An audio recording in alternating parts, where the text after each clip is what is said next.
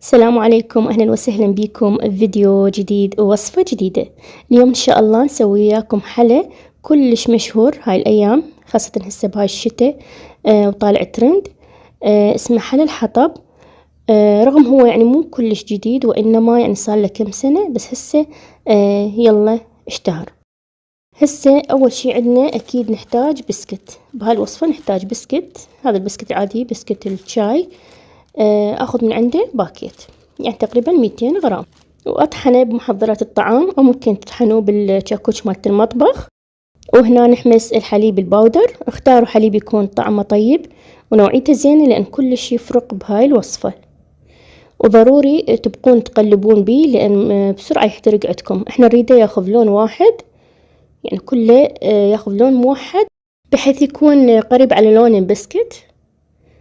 على نار ناصية نستمر بالتقليب. وهنا بديت أذوب الشوكولاتة. أخذت 100 غرام من شوكولا بالحليب، وذوبتها بهذا الشكل على حمام مائي.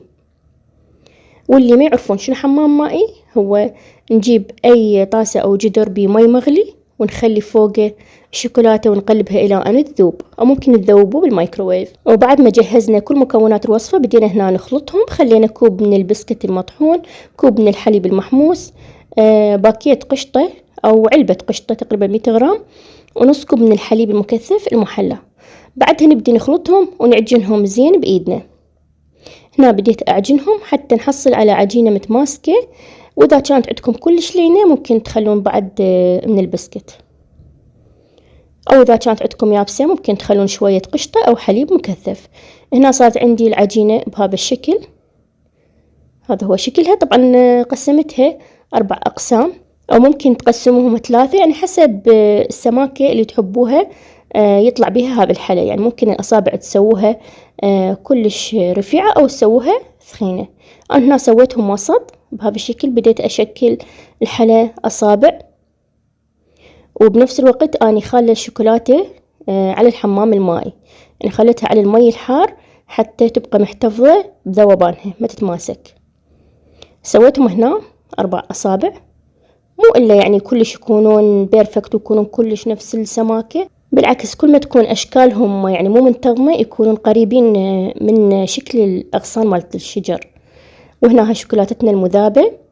نبدي بواسطة فرشة نوزع الشوكولا أو نغلف بيها الأصابع. هو هذا اللي يميز هذا الحلا، إنه هو يكون بيه خطوط. الفرشة تسوي لنا خطوط على مود يطلع قريب من شكل الحطب أو أغصان الشجر.